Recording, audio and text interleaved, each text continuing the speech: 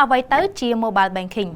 ធនាគារចល័តឬ Mobile Banking គឺជាការប្រើប្រាស់ទូរស័ព្ទចល័តនៅក្នុងប្រតិបត្តិការហិរញ្ញវត្ថុសេវាកម្មនេះត្រូវបានផ្ដល់ជូនដោយស្ថាប័នហិរញ្ញវត្ថុមួយចំនួនដូចជាធនាគារនិងមីក្រូហិរញ្ញវត្ថុសេវាកម្មធនាគារចល័តអាចឲ្យលោកអ្នកធ្វើប្រតិបត្តិការផ្សេងៗបានដោយមិនចាំបាច់ទៅកាន់ធនាគារផ្ទាល់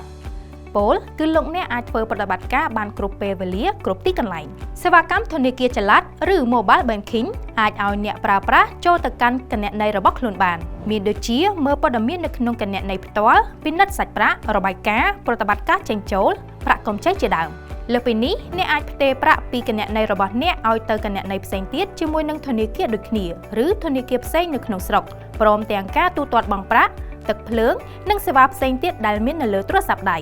ជាងនេះទៅទៀតនោះការប្រើប្រាស់ KXQR បច្ចុប្បន្នគឺមានភាពងាយស្រួលឆាប់រហ័សដែលអាចផ្ញើលុយផ្ទេរលុយបានទៅកាន់គ្រប់ធនាគារទាំងនៅក្នុងស្រុកនិងក្រៅស្រុកដែលសហការជាមួយនឹងប្រព័ន្ធបាគងដោយអ្នកមិនចាំបាច់ប្តូរលុយពេលទៅដើរលេងក្រៅប្រទេសទៀតនោះទេគឺវានឹងអាចដំណើរការប្តូរលុយជូនអ្នកពេល scan KXQR នោះតែម្ដងលើពីនេះ Mobile Banking បានបន្ថែមនៅកម្មវិធីជាច្រើនទៀតមានទាំងការវិនិយោគដែលលោកអ្នកអាចពិនិត្យមើលបានដោយខ្លួនឯងអំពីដំណើរការនោះផងដែរក្រៅតែពីនេះក៏មានសេវាកម្មគាំទ្រជាច្រើនដែលលោកអ្នកអាចតាមដានដំណើរការស្នើសុំកម្ចី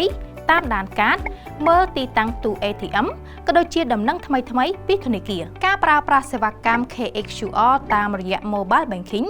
គឺមានភាពពេញនិយមសម្រាប់ម្ចាស់អាជីវកម្មអ្នកលក់ដូរដែលមានភាពងាយស្រួលឆាប់រហ័សចំណេញពេលវេលាហើយធ្វើឲ្យអាជីវកម្មរបស់លោកអ្នកមានភាពល្អប្រសើរថែមទៀតជាពិសេសទៅទៀតនោះប្រសិនបើម្ចាស់អាជីវកម្មទូទាត់ចំណូលនិងចំណាយតាមរយៈ Mobile Banking ពួកគាត់នឹងអាចតាមដានចំណូលនិងចំណាយរបស់ពួកគាត់បានយ៉ាងងាយស្រួលនិងមានប្រសិទ្ធភាពហើយប្រសិនបើគាត់ត្រូវការរបាយការណ៍ហិរញ្ញវត្ថុសម្រាប់ជាឯកសារនៅក្នុងការស្នើសុំកម្ចីនោះពួកគាត់ក៏អាចទាញយកពីនៅក្នុង App បានយ៉ាងងាយស្រួលផងដែរដែលពួកគាត់មិនចាំបាច់កត់ត្រាចំណូលចំណាយនៅក្នុងអាជីវកម្មរបស់ពួកគាត់ជាប្រចាំនាំតែពិបាកទៀតនោះទេ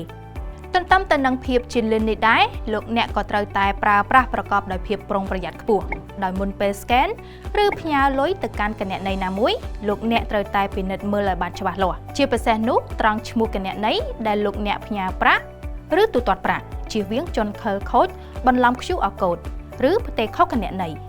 និងពិនិត្យមើលចំនួនទឹកប្រាក់ដែលមានដូចជាប្រាក់រៀលនិងប្រាក់ដុល្លារជាដើម